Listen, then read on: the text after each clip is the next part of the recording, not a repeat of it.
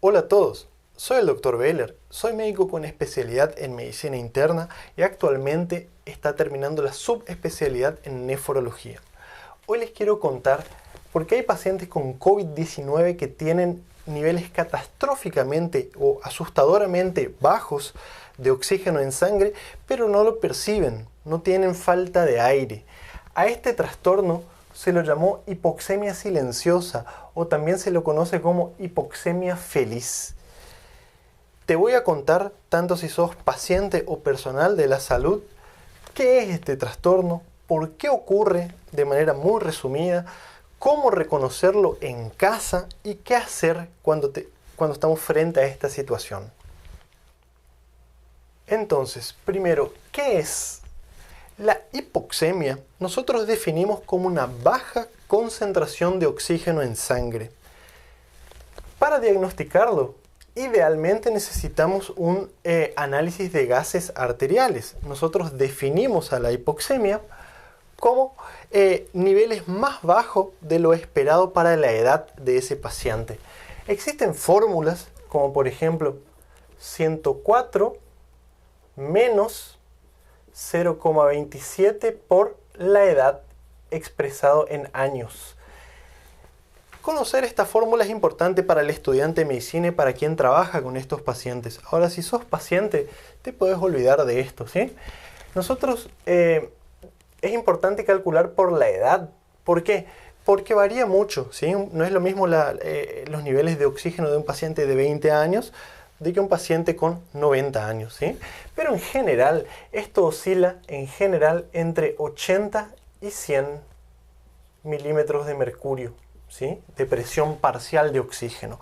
También sabemos que cuanto más bajos sean los niveles de oxígeno en sangre, más grave es la hipoxemia. Una hipoxemia grave se define como un nivel de oxígeno en sangre por debajo de 60 milímetros de mercurio, ¿sí? Los pacientes con COVID-19 que tienen hipoxemia, principalmente hipoxemia grave, se mueren más. La hipoxemia es un predictor independiente de mortalidad, de neumonía más grave. Generalmente estos pacientes tienen un compromiso pulmonar de más del 40-50%, un cuadro de neumonía mucho más grave, un cuadro hiperinflamatorio, ¿sí? Por eso es importante reconocerlo. Ahora, es impracticable realizar a todos los pacientes con COVID análisis de gases arteriales. Entonces lo que se utiliza en la casa es un oxímetro de pulso o pulsioxímetro. Es un instrumento barato, fácil de usar, que no duele, no es invasivo, se lo pone en el dedo y detecta o nos informa de manera indirecta cuánto que están los niveles de oxígeno en sangre a través de la saturación de oxígeno. El oxímetro estima la saturación de oxígeno en sangre y esa saturación decimos que es normal cuando se encuentra entre 95 y 100% en términos generales, ¿sí? Esto sería lo deseado y lo esperado para los pacientes con COVID-19. Más adelante les voy a detallar un poco más. Ahora, lo que se vio es que muchos pacientes estaban llegando al departamento de emergencia con un cuadro de COVID-19 sin sentir falta de aire, y cuando se le pone el oxímetro de pulso están saturando 75, 80, o sea, niveles extremadamente bajos de saturación de oxígeno. Incluso hay muchos pacientes para los que hacemos telemedicina, por ejemplo, en donde están hablando por teléfono o por videollamada con nosotros, están sintiéndose bien, le decimos que se pongan el oxímetro y tienen 80, 75 de saturación y le decimos que tienen que ir al hospital, pero ellos no quieren ir al hospital porque se están sintiendo bien, no tienen falta de aire. Por eso se lo llamó hipoxemia feliz. Ahora vamos a ver en términos simples por qué esto ocurre. La infección por SARS-CoV-2 genera en la gran mayoría de los pacientes un cuadro de neumonía. El virus invade, ingresa al pulmón y genera una respuesta inflamatoria causando diferentes grados de neumonía. Hay pacientes que tienen diferentes grados de compromiso a nivel pulmonar. Compromiso del 20, 30, 50, 70, 100%, ¿sí? O sea, hay pacientes más o menos graves. Para que ocurra una buena oxigenación de la sangre, si nosotros ampliamos acá el pulmón, vemos que tenemos estas estructuras que son los alvéolos, ¿sí? El oxígeno tiene que poder pasar libremente de los alvéolos hacia la sangre. Y en la sangre va a ser captado por los glóbulos rojos y se va a unir a la hemoglobina. De esa manera el oxígeno se va a transportar. El oxígeno también se va a disolver en sangre, ¿sí? Ahora, para que esto ocurra, estas estructuras que forman la membrana hematoalveolar, formada por el epitelio de los alvéolos, ¿sí? El espacio intersticial que está entre el alvéolo y el capilar, y el endotelio de los capilares. Estas tres estructuras deben estar íntegras para que el oxígeno pueda difundir de manera adecuada. En la COVID-19 ocurre un cuadro de insuficiencia respiratoria, la cual se produce por una alteración entre la ventilación y la perfusión. Como les dije anteriormente, la infección por SARS-CoV-2 genera neumonía. Entonces aquí vamos a poner un exceso de líquidos, secreción. La neumonía por SARS-CoV-2 genera destrucción del epitelio respiratorio, infiltrado inflamatorio, edema alveolar, exudado inflamatorio. Va a generar también un edema intersticial, va a aumentar, digamos, el grosor acá del espacio intersticial por el edema. Todo esto hace que al oxígeno le sea más difícil difundir, le sea más difícil pasar por estas estructuras, ¿sí? Entonces, por un lado, tenemos lo que llamamos disminución de la ventilación, ¿sí? El componente de ventilación disminuye. Hay una alteración de la ventilación y perfusión.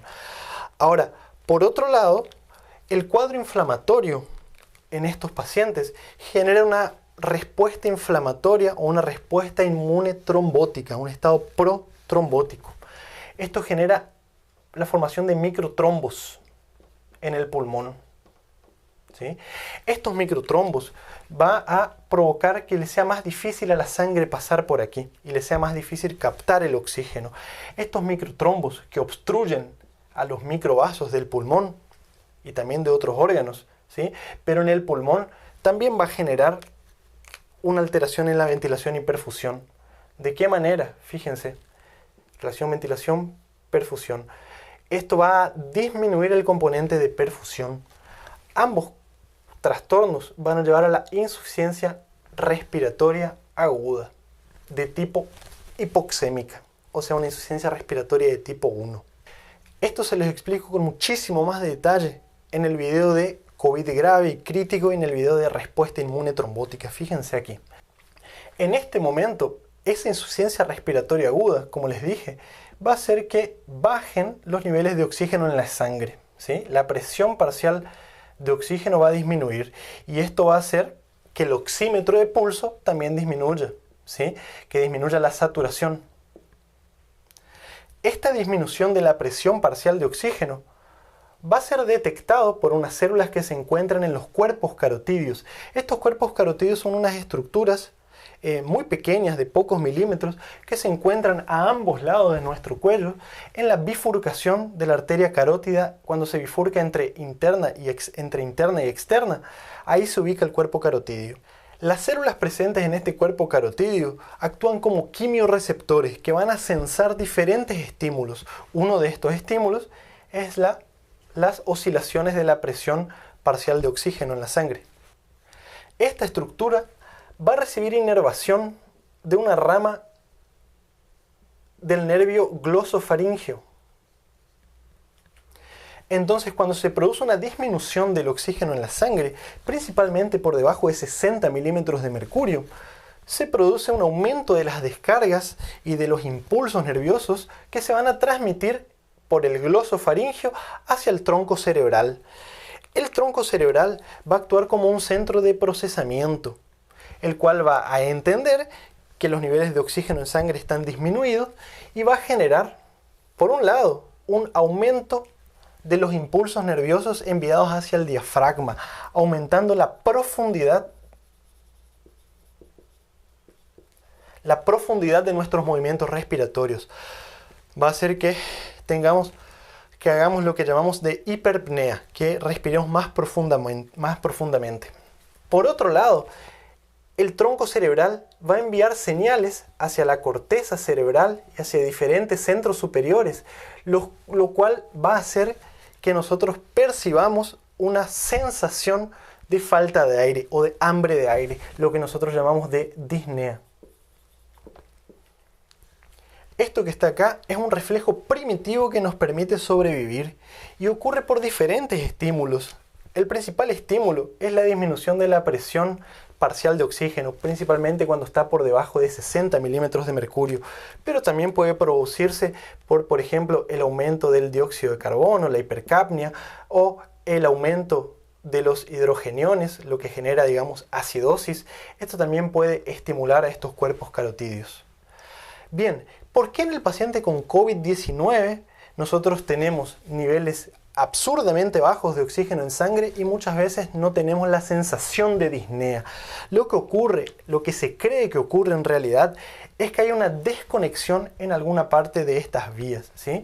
Se cree que en los cuerpos carotídeos existen receptores de ECA2, los cuales ustedes saben que estos receptores son utilizados por el virus para entrar a la célula.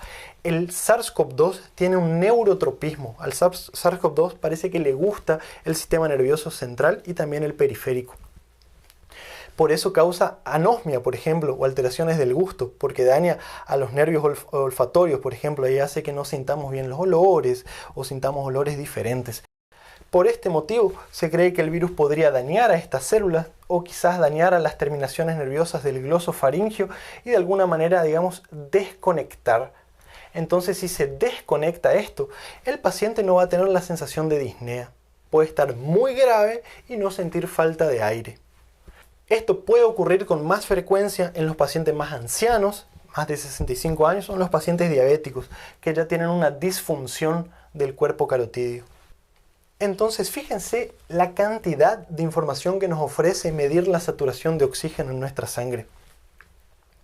El oxímetro es un aparato o un instrumento muy útil, como les dije anteriormente, el cual va a iluminar nuestra piel y va a detectar cambios en la absorción de la luz. Estos cambios se generan porque hay una mayor o menor cantidad de hemoglobina unida al oxígeno, y estos cambios se van a traducir a un número, el cual se va a informar en la pantallita que tiene este instrumento.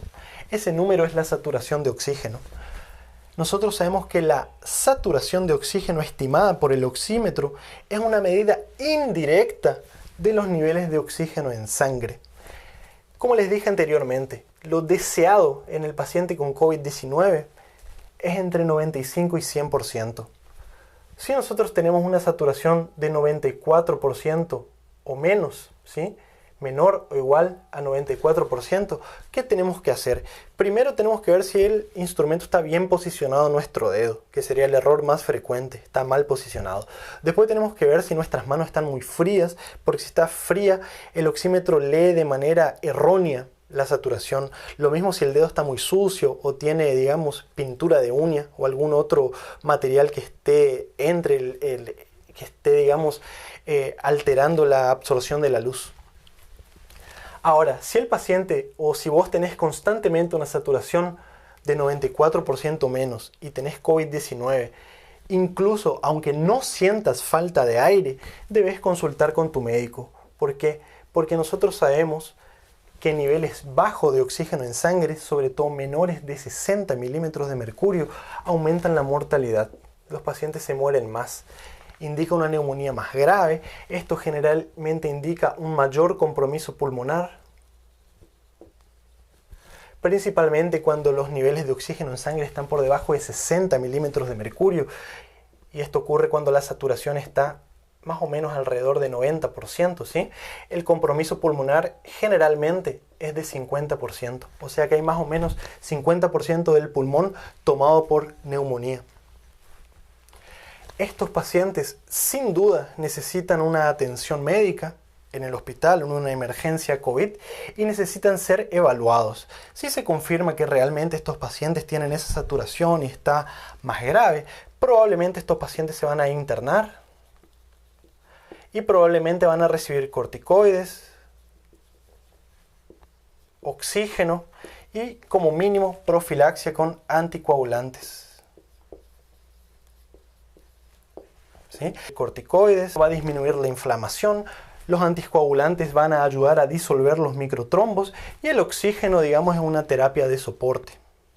Ahora, es importante que se sepa que este número que está acá no es tan absoluto, no es tan matemático. Existen varias excepciones a la regla, por eso tiene que ser evaluado caso a caso de manera individual.